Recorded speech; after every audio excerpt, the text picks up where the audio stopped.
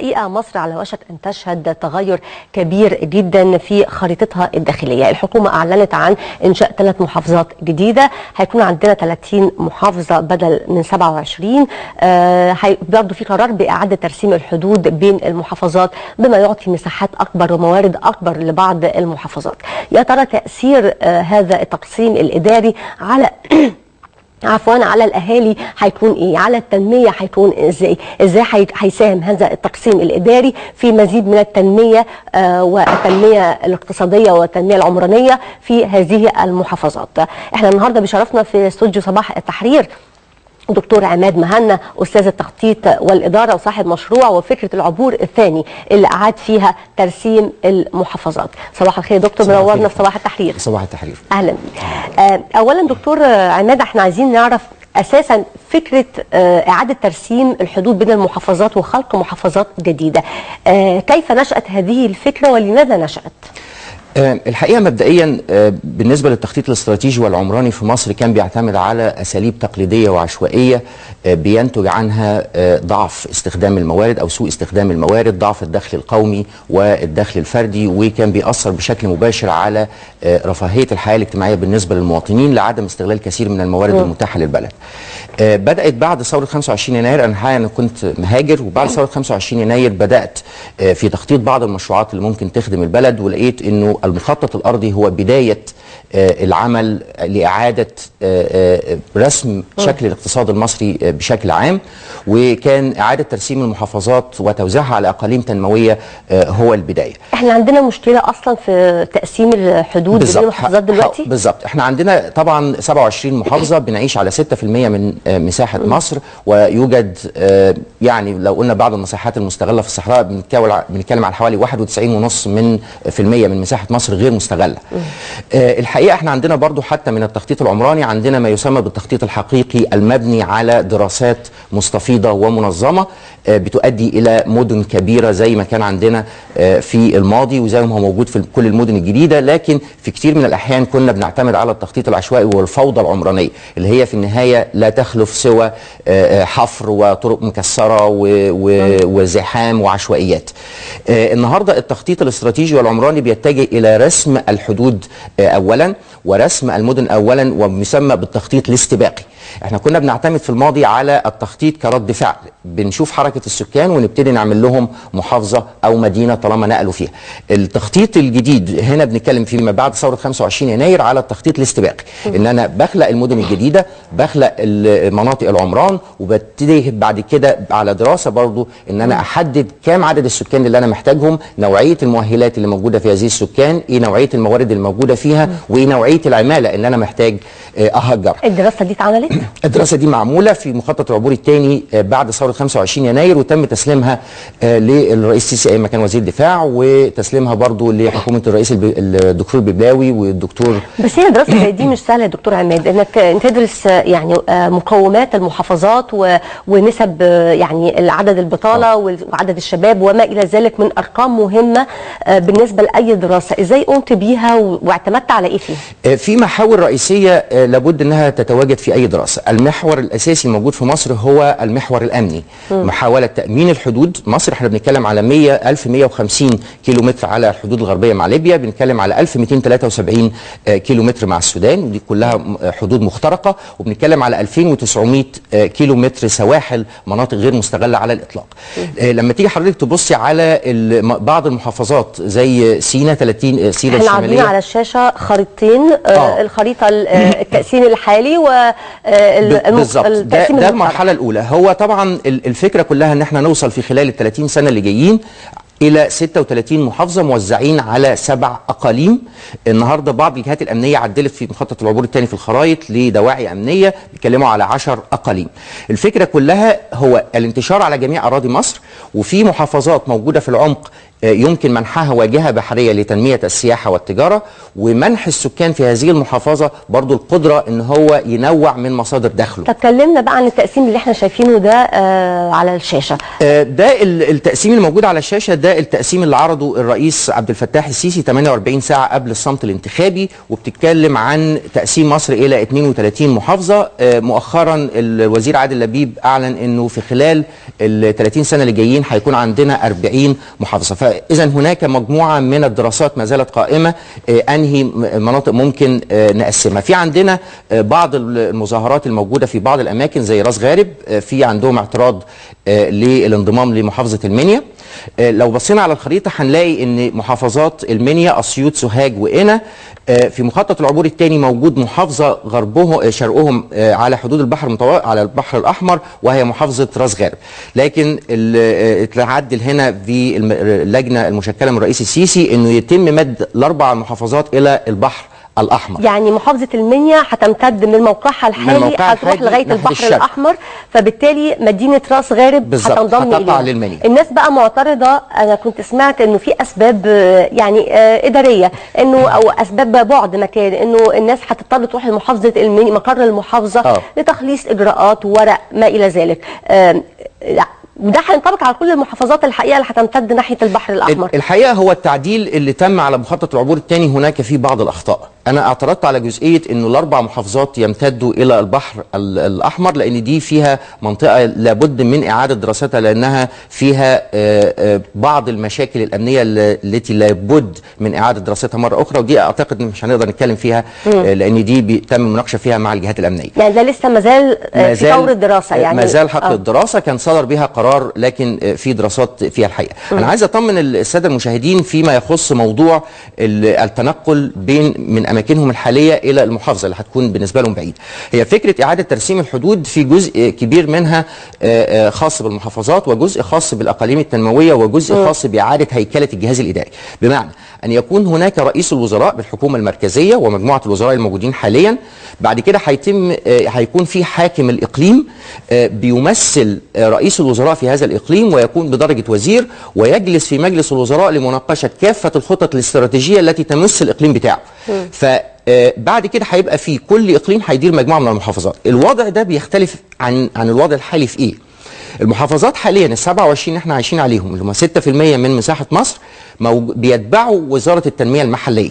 اذا هناك فجوه ما بين المحافظات من ناحيه التخطيط الاستراتيجي والاداره ومجلس الوزراء المركزي. ده بيؤدي لمشكلتين: تاخر الخدمات، وبيؤدي الى مشكله كبيره جدا وهي انتشار الفساد وعدم فاعليه الاجهزه الرقابيه الموجوده في الدوله. طب خلينا نشير دكتور عماد، طبعا الموضوع ده بيهمنا كلنا طبعا كمواطنين مصريين في اي محافظه من المحافظات هنتاثر بهذا التقسيم الاداري. لو اي حد عنده اي تعليق او يحب يشارك يتفضل معانا على الارقام التليفونات المعلنه.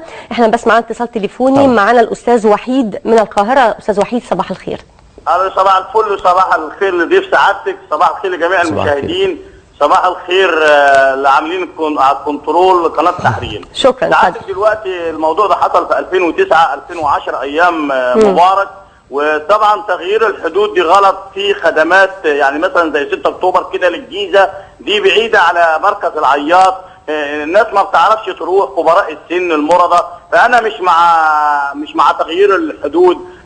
تغيير الحدود او المحافظات تتغير دي مش كويس للاقاليم او الارياف زي قريه جرزه والعياط، زي مثلا قرى ثانيه برضه بيطوحوا في الصحراء مش عارفين المكانات. يعني تجيب مركز العياط عارفه محافظه الجيزه، عارفه الخدمات بتاعتها، عارفه المنيو، عارفه الوحدات المحليه، مجلس المدينه، المحافظات. انما اكتوبر متطوحه في الصحراء، واحنا نرجو لنا طلب عن السيد الرئيس الجمهوريه عبد الفتاح السيسي ما يغيرش المحافظات. نرجو من سيادته برضه الكتب بتاع التعليم يكون مجانا زي السنه اللي فاتت، عشان السنه غاليه على اولياء الامور، واولياء الامور عايشين في حاله ضنك.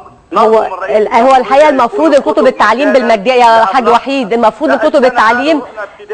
رحنا الابتدائي والازهر، قالوا الازهر كتب الازهر ب 37، كتب التربيه والتعليم ب 60 جنيه، فنرجو ينبهوا على جميع المدارس في العياط وقريه جرزه ان الكتب مجانا زي ما الدستور بيقول، الكتب مجانا. شكرا يا حاج وحيد. شكرا، وصلت وجهه نظرك. بس هو الحقيقه المعلومات المفروض تبقى كتب مجانا في كل البلاد، مش بس عندك في جرزه، يعني في كل المحافظات. طب هو بيتكلم على فكره المسافه وبتاع ده، برضه هينطلق على فكره على موضوع تاني هنناقشه النهارده، فكره مقاومه التغيير وثقافه التغيير. الناس خايفه قوي من التغيير. هو بيتكلم على اكتوبر والجيزه مع انهم مش بعاد عن بعض قوي، بس يعني انت قلت مثلا في المنيا يا فندم انه لا هيحصل في تفعيل اللامركزيه بالظبط. ده هيؤدي الى تحسين مستوى الخدمات. هو الناس بتقلق دايما من موضوع الخدمات وتخليص الاجراءات ده. مشكله عند الحكومه مش عند الناس، بمعنى ان النهارده لما تيجي حضرتك تبصي على محافظه الجيزه بتمتد حتى الواحات البحريه، يعني طويله جدا. فاذا انا لو عايش في الواحات البحريه عشان اخلص حاجه من منطقه الجيزه دي مسافه طويله جدا. ده الوضع الايه؟ ده الوضع الحالي. فهو تخوفه في موضعه اذا بقي اداره الدوله بالجهاز الاداري بهيكله بشكله هيؤدي الى مشاكل، لانه النهارده هيتم توسيع المحافظات ودمج محافظات، لكن في النهايه انا ما عدلتش الجهاز الاداري ليخدم المواطن. فاذا النهارده وده برضو عيب في الحكومه، ان النهارده تم اصدار قرار بترسيم المحافظات ولكن لم يصدر قرار باعاده هيكله الجهاز الاداري. فالنهارده حضرتك رسمتي محافظات جديده لكن انت ما قلتليش هتدار ازاي. فالنهارده انا عايز اطمن الناس انه تخوفهم في موضوعه، ولكن اذا تم الحكم مركزي بمعنى ان تصدر القرارات الاستراتيجيه والعمرانيه من مجلس الوزراء المركزي. وبالتالي هو زي ما قلت من شويه انه المحافظات حاليا في الاداره المركزيه بتتبع وزاره التنميه المحليه، لكن في التقسيم الجديد هتلغى وزاره التنميه المحليه بالكامل. وهيكون مجلس الوزراء دي الشريحه الاولى، هيكون في حكام اقاليم 7، كل حاكم اقليم بيدير 5 محافظات، وهيفعل الحكم اللامركزي بمعنى ان يكون رئيس مجلس المدينه ورئيس الحي له نفس السلطات اللي موجوده للمحافظ، مع ميزانيته ومع خطه للحي بتاعه. يعني لازم ده يكون مرتبط بده بالظبط. ترسيم الحدود او اعاده ترسيمها مرتبط بالجهاز الاداري بالزبط. والحقيقه يعني احنا متخوفين ان ده ما يتمش في نفس التوقيت مع ده، لان ده يعني الهيكل الاداري عندنا مترهل تماما. احنا عندنا مشكله في الجهاز الاداري لانه هو سبب العشوائيات اللي موجوده فيه النهارده. وهاخد لو تسمحي لي الخبر اللي حضرتك قلتيه من شويه، انه الاراضي المعروضه في المدن الجديده من 2000 ل 4000. منين؟ يعني منين؟ انا شاب النهارده جاي من المنصوره، اجيب منين انا عشان اشتري 100 متر ب 400,000 جنيه؟ امال ابني بكام؟ هقول لحضرتك مخطط العبور الثاني اللي برضه غيروه في جزئيه الاراضي. تمنح الدوله دي سبل او اليات نقل المواطنين او استيعابهم في المحافظات الجديده. تمنح الدوله 500 متر مربع لكل أسرة مجانا، ده يكلف الدولة 3 مليون فدان ولا حاجة. ويتم العمران من المناطق المعمورة بالفعل، يعني أنا لو بتكلم في سينا هيتم العمران من منطقة الغرب اللي هي راس سدر، أبو زنيمة، أبو رديس في اتجاه شرم الشيخ والتحرك شرق، وفي المناطق الشرقية من المناطق العمران نويبع وطابة. سينا كلها قد ايه يعني كعدد سكان؟ كعدد سكاني. طب انا بس معايا اتصال تليفوني. دكتور عماد معانا الاستاذ ايهاب بيكلمنا من القاهرة. استاذ ايهاب. السلام عليكم. وعليكم السلام ورحمة الله، اتفضل. تحية لحضرتك وتحية لضيفك الكريم. على حد علمي ان اعادة ترسيم حدود المحافظات كان عرض هذا الاقتراح كان رجل الاعمال منصور عامر، وكان الهدف منه يعني ان يكون لكل محافظة ساحل على احد البحار المتوسط او الاحمر لانشاء موانئ ومناطق سياحية يعني لشؤون التنميه في كل المحافظات يعني. لكن اهم حاجه ما يكونش على حساب راحه المواطن، يعني هذا الترسيم لحدود المحافظات ما يكونش على حساب راحه المواطن. اوكي. تفعيل اللامركزيه شيء ممتاز مع تفعيل الشباك الواحد. طبعا في عهد الرئيس عبد الفتاح السيسي ده هيكون شيء ممتاز مع ربط التعليم بالواقع. يعني انا مش عايز الطلبه تلاميذ في الابتدائي او الطلبه في الثانوي العامه او الاعدادي او الكليه يدرس حاجه هو مش هتفيده في الواقع. ربط التعليم بسوق العمل. بشكرك استاذ ايهاب من القاهره، ومعانا الاستاذه ليلى من الجيزه. الو. ايوه يا فندم، اتفضلي حضرتك. ايوه حضرتك بتتكلمي دلوقتي على ترسيم الحدود، وفعلا صح. يعني ايه لو مثلا العياط مع اللي جنبها مثلا تبقى دي محافظه الجيزه من ضمن محافظات الجيزه ماشي، اما اكتوبر تبقى مع الجيزه تبقى كويسه جدا. يبقى دي راحه حتى للناس. اما اللي عيطوا الحتت دي تبقى ايه مع نفسها زي الواحات. هي محافظه لوحدها. فدلوقتي حضرتك وطالبه من حضرتك طلب بس بعد اذن حضرتك تاني، ان هو دلوقتي يعني يا ريت بنناشد رئيس الوزراء الراجل الطيب جدا المحترم. دلوقتي حضرتك الدرجات اللي هي الترقيات متوافق عليها من الجهاز المركزي للتنظيم الإدارة، وتوافق عليها من رئيس الوزراء في اللي هم طبعا مجلس الوزراء خد الموافقة، ومع ذلك وزير المالية متوقفها. وحضرتك من 1/7 لحد دلوقتي ما نفسنا نفرح الموظف بالترقية.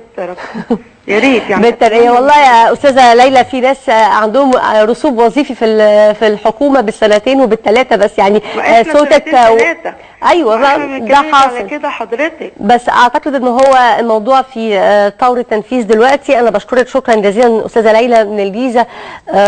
كل واحد خايف على نفسه ان هو لما يتحرك يبتدي يعني ينطق. انا اسالك سؤال، هو الجيزه لها اعاده، يعني كان قيل ان الجيزه هتنضم، الجيزه الحضر هتنضم الى القاهره وريف الجيزه يبقى هو محافظه الجيزه، هل ده حقيقي؟ ده كان جزء منه حقيقي. الحقيقه يعني القرار اللي صدر بمحافظه اكتوبر كان له منافع كتير جدا، انه هيرحم الناس بتوع الواحات ان هو يجي في اتجاه الجيزه. ففي تعديلات كتير، انا لو تسمحي لي هلخصها للساده المشاهدين. يا ريت. احنا بنتكلم في اعاده ترسيم الحدود. ده جزء من مخطط الارضي لمصر. المخطط الارضي لمصر له 3 أجزاء مهمين جدا.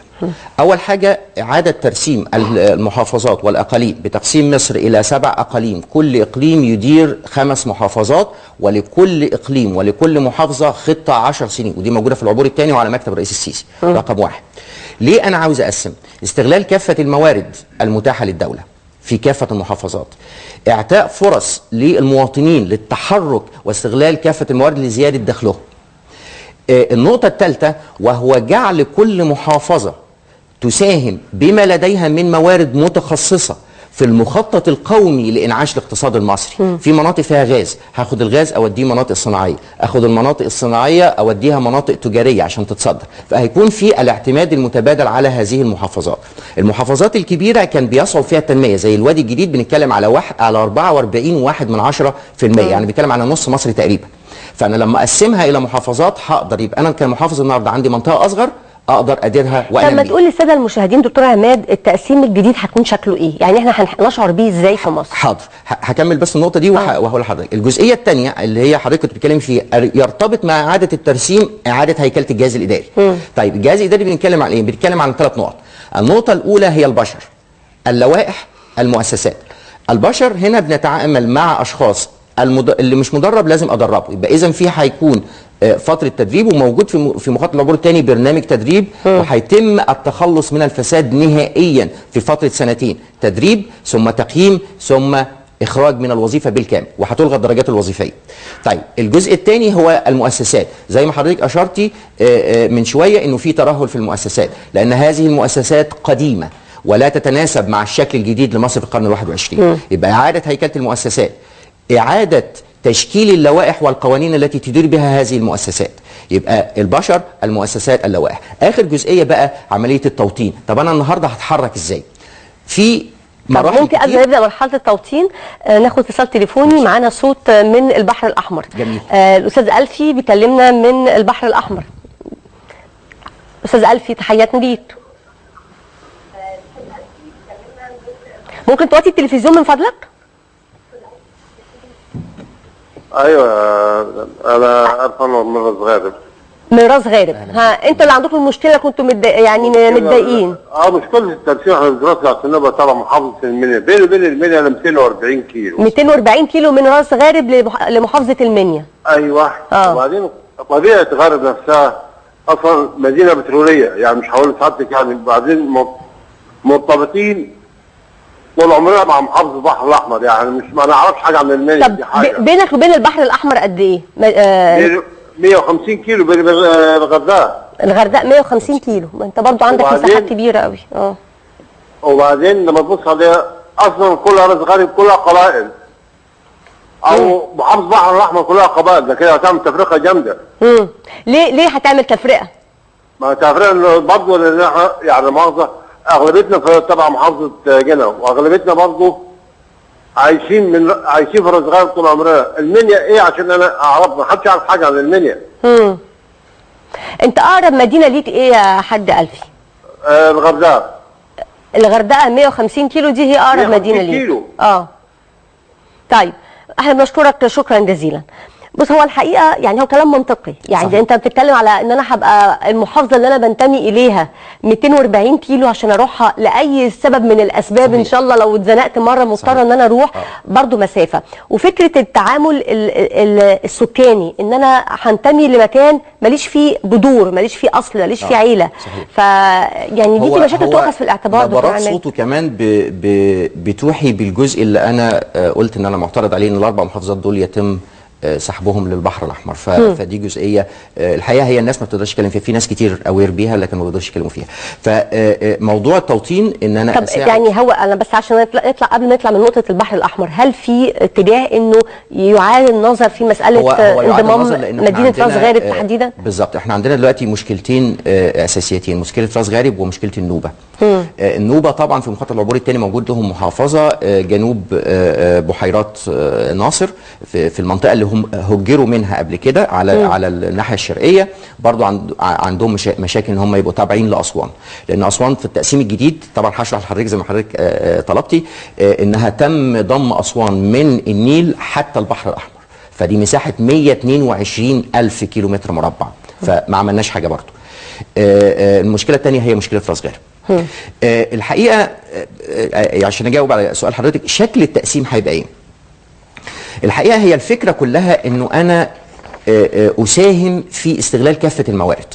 التقسيم اللي مطروح في المخطط اللي هو من 3 سنين انه سينا تبقى 4 محافظات، وابدا بعد كده اقسم محافظات متقاربه في المساحه ولها موارد مميزه وتعداد سكان يقدر يتحرك، وفي نفس الوقت يبقى انا اديت له ظهير صحراوي من ناحيه التنميه وواجهه بحريه. انا عايزه مسميات. يعني تديني مثلا امثله. احنا اولا احنا عارفين ان في 3 محافظات جديده. تمام. لا، المحافظات الجديده دي هو وادي النطرون مفيش وادي النطرون في العلمين. العلمين ما هو هيبقى في وادي النطرون، ما هو دي مرحله ثانيه. بس احنا دلوقتي بنتكلم على الثلاثه اللي احنا هنشوفهم دلوقتي ان شاء الله يعني السنه دي. تمام. العلمين والواحات ووسط سينا. بالظبط. ادي ال3 اللي هو بيتكلم عليهم. فطبعا لما بنتكلم على سينا احنا عندنا في ال3 المتقسمين بالعرض. بعد كده هيبقى السويس والاسماعيليه ده كله باقي زي ما هو. بعد كده هيبدا يتحرك في مخطط الساحل الشمالي، وده مش هيبقى بعيد لانه بالفعل اتعمل اعلان الساحل الشمالي دي داخله في محافظه العلمين دلوقتي ولا هيبقى بقى عندنا في وادي النطرون وعندنا مطروح، وهيبقى في سيوه هتمتد للبحر المتوسط، يعني سحب سيوه من الجنوب تطلع الى البحر المتوسط. في مخطط العبور الثاني هي موجوده دي هتاخد معاها منطقه ايه في الساحل؟ هتاخد السلوم. عند السلوم. عند السلوم هتاخد حدود ليبيا كلها من اول واحات سيوه لحد السلوم. لو حضرتك بصيتي اهيت موجوده على الخريطه اللي هي المنطقه الخضراء. في الثانيه بعد كده بنيجي بقى لمطروح اللي هي البنفسجي دي شويه. دي العلمين. وعندنا لا هو في حاجه مش واضحه، هو لسه في مطروح طبعا والعلمين. ادي ال3 محافظات اللي بيتكلم فيهم في الساحل الشمالي، وده مش هيبقى بعيد لانه بالفعل. وبعدين سيوه، انا كنت بتكلم على سيوه. لا احنا مش شايفين سيوه على الخريطه دي، انا شايفه العلمين اللي هي الخضراء دي سيوه. الخضراء دي سيوه لانه المنطقه اللي فوقيها دي غرب الساحل الشمالي اللي هي منطقه السلوم. فهيبقى في المنطقه دي 3 محافظات، وعندنا 3 في سينا، وهيبدا بعد كده يتحرك التقسيم. ال3 اللي بالعرض اللي تحت دول هيعاد تقسيمهم تاني، دول اللي كان الرئيس اعلنهم قبل الصمت الانتخابي ب 48 ساعه، ودول هيتعدلوا لان التقسيم اللي قدام حضرتك دي او قدام الساده المشاهدين ده 32 محافظه. فاحنا دلوقتي بنتكلم على 36، وزي الوزير عادل لبيب ما قال انه محتمل انها توصل. الكلام ده على مراحل. الكلام ده على مراحل 3 مراحل على مدار كام سنه؟ يعني المدى الزمني قد ايه؟ هقول لحضرتك عشان برضو الساده المشاهدين يعرفوا. احنا كان عندنا مخطط 2017 2027 و2027 كان بيتكلم على اضافه 3 محافظات جديده في الساحل الشمالي اللي هي وادي النطرون والعلمين وتقسيم المطروح. ده كله اتغير ليه؟ لانه بدا يظهر بعد العبور الثاني مخطط 2052. 2052 هو بيتكلم بقى على اعاده الترسيم الكامل للدوله. فاحنا بنتكلم من هنا لحد 2052 اللي هم في ال 40 سنه اللي جايين هيبقى عندنا ما يقرب من 40 محافظه. بس المرحله الاولى اللي فيها 3 محافظات وبعض اعاده ترسيم بعض المحافظات ده خلال قد ايه؟ ده المفروض ان هو في نهايه السنه هيكون طلع قرار بيها. هو القرار صدر، لكن هم بيدرسوا دلوقتي عمليه التشابك. طيب ناخد الاول اتصالات تليفونيه، ومعانا اصوات من البحر الاحمر. الحقيقه واضح انه محافظه البحر الاحمر مهتميه بهذا الامر جدا. معانا الاستاذ جمال. صباح الخير يا فندم. السلام عليكم. وعليكم السلام ورحمه الله، اتفضل. بالنسبه لمدينه القصير. السلام عليكم. وعليكم السلام. بالنسبه لمدينه القصير البحر الاحمر، تمام، تبعد عن محافظه قنا 200 كيلو. لما يجي يقسمها ويوديها محافظه قنا، سلاسل جبال، اخذت قنا محافظه قنا حوالي 90 كيلو، ما عملتش بيها حاجه يا عبد اللطيف نفسه، ما عملش بيها حاجه، خلاها خرابه. صح. لما تيجي بعد كده تاخد سلاسل الجبال واحنا قبائل عباد، يجي يقسمها ويودينا محافظه ثانيه. طب ما تقسم البحر الاحمر محافظتين، شمال وجنوب. يعني اللي قاعدين على المكاتب يجوا يشوفوا الواقع.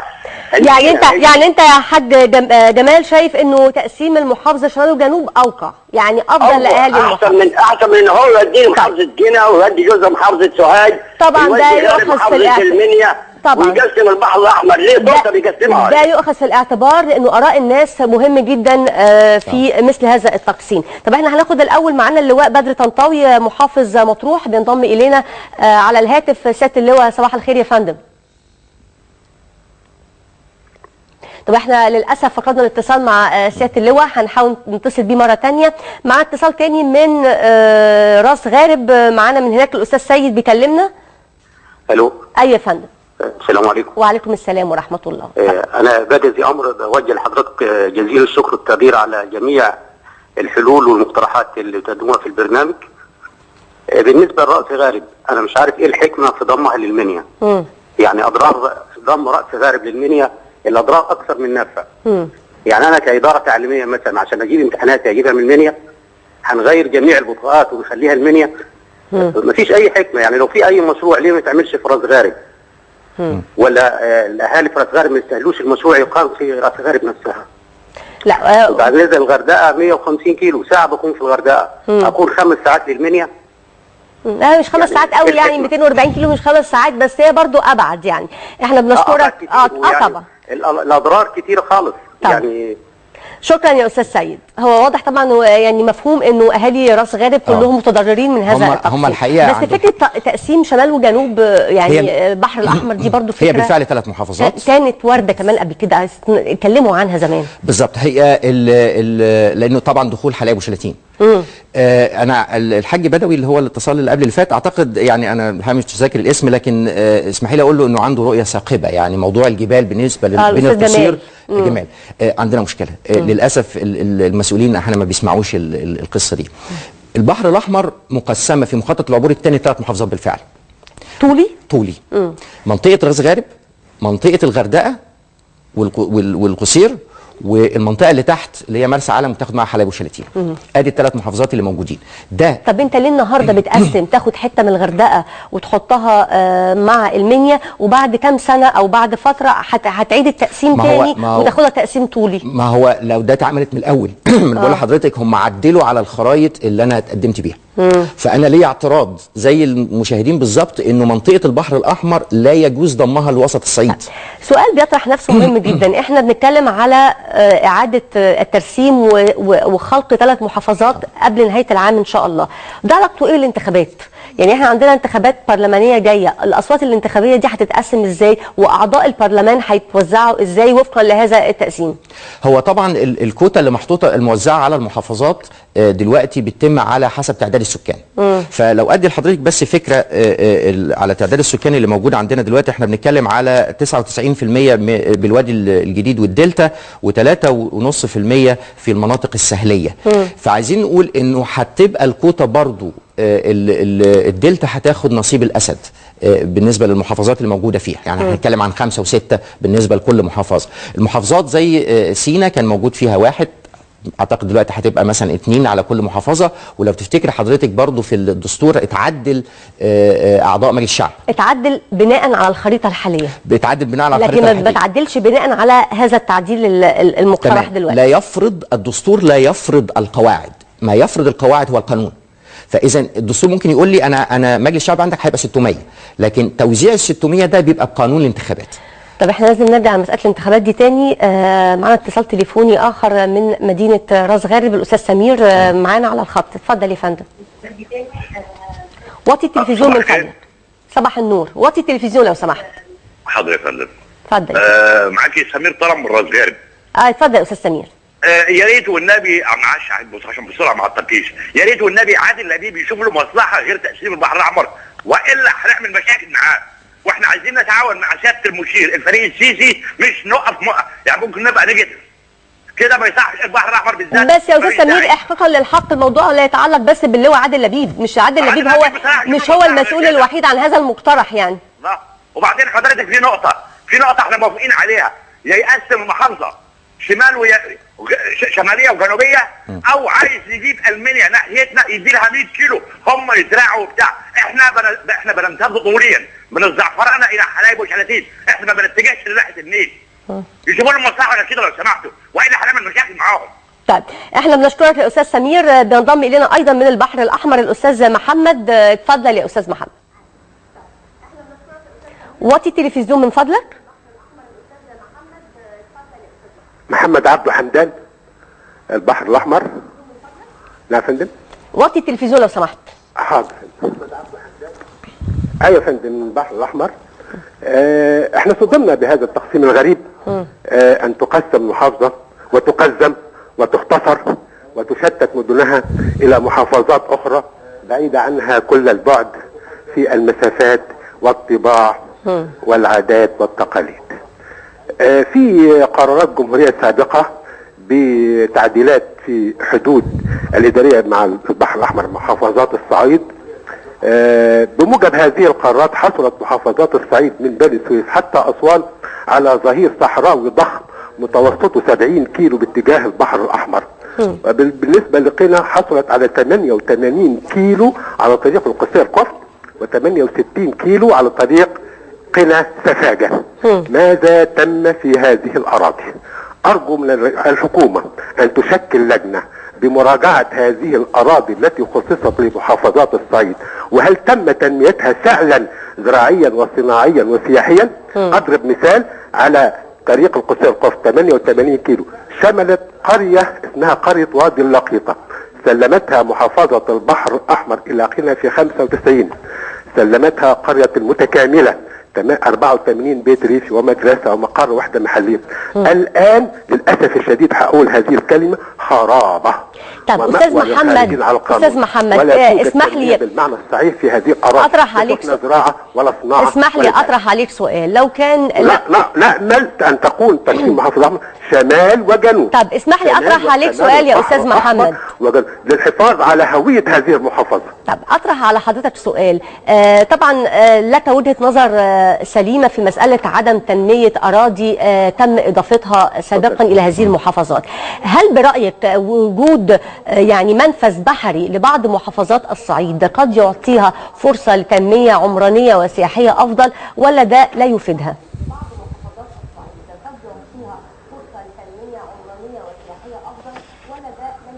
ما معنى منفذ بحري؟ هل القاهرة لها منفذ بحري؟ هل القاهرة لها ميناء؟ عندما قيل أن تضم العين السخنة إلى القاهرة خرج أهل السويس وقال رئيس الحكومة لا نية لضم العين السخنة إلى القاهرة. المنافذ مفتوحة والسواحل مفتوحة والطرق العربية مفتوحة.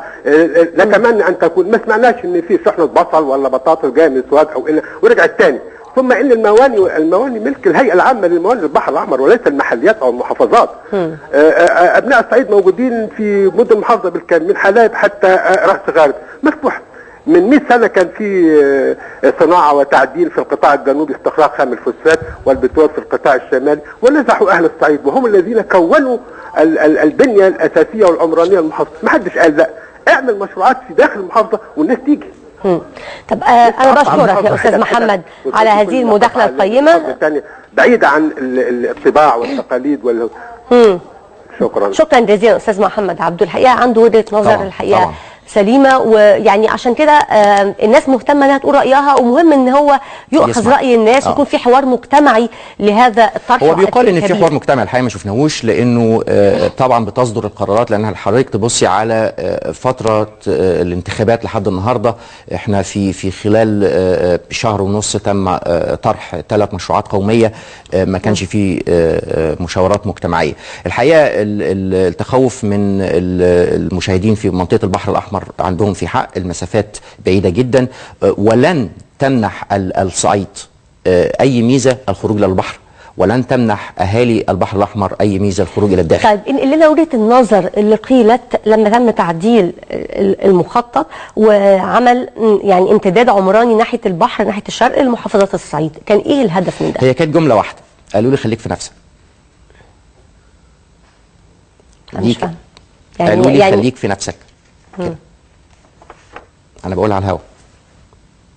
فالتعديل، هناك 3 مشاكل على التعديل الموجود.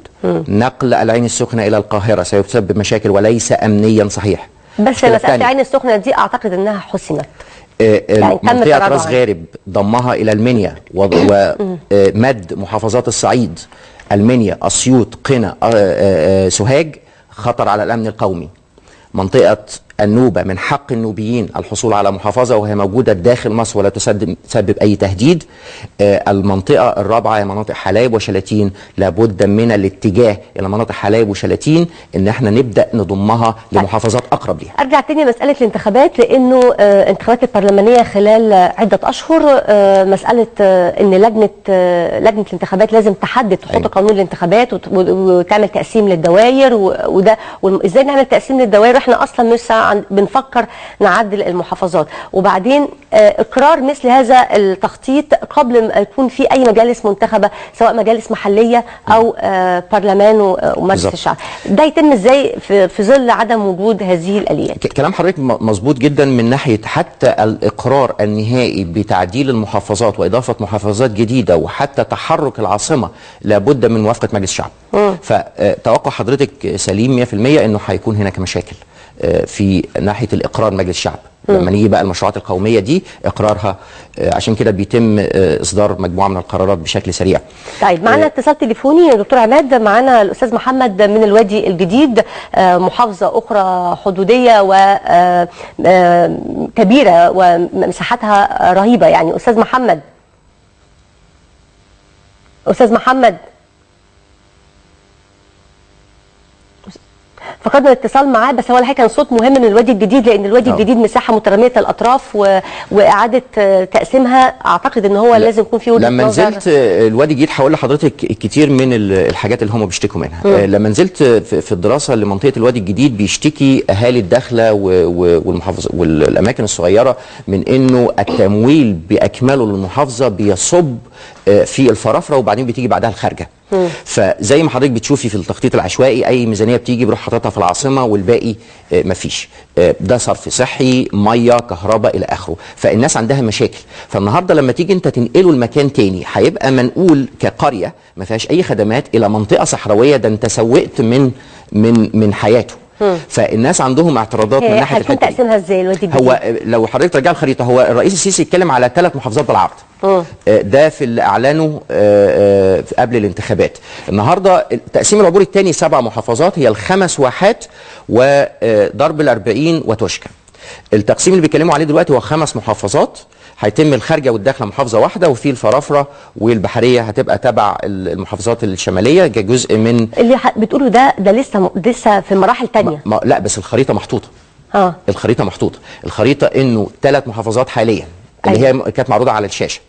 بعد كده ده لما اقول لحضرتك انه في جاري في دراسه عشان نعرفها معلش. الوادي الجديد نفسها، الوادي الجديد والواحات والجزء اللي تحت اللي هو بتاع ضرب ال40 ده هيبقى محافظه، والعوامات ده هيبقى محافظه. بس ده مش في التقسيم الحالي. ده مش في التقسيم الحالي، لكن في الخريطه الكليه شبه معموله. ايوه هو واخد بس تطبيق الخرائط على مراحل. نقطة مهمة جدا هنثيرها إن شاء الله بعد هذا الاتصال التليفوني، مسألة التمويل. تمام. أستاذ محمد، مهندس محمد بيكلمنا من مدينة 6 أكتوبر. باشمهندس صباح الخير. السلام عليكم. وعليكم السلام ورحمة الله. حضرتك احنا بما اني مهندس زراعي، التقسيم ده هيفيدنا في ايه؟ هو دلوقتي هيتعب الناس في الادارات الحكوميه في انهم هيروحوا مسافات طويله، زي ما اتكلمتوا دلوقتي عن البحر الاحمر. الناس بدل ما هتخلص شغلها على بعد 150 كيلو هتخلص شغلها على بعد 250 كيلو. انما المشكله في حته التنميه. النهارده انا من الناس اللي خدت ارض في الواحات البحريه، انا موجود في 6 اكتوبر. مش قادرين لحد دلوقتي ان احنا نقنن الارض دي عشان نستصلحها. ليه؟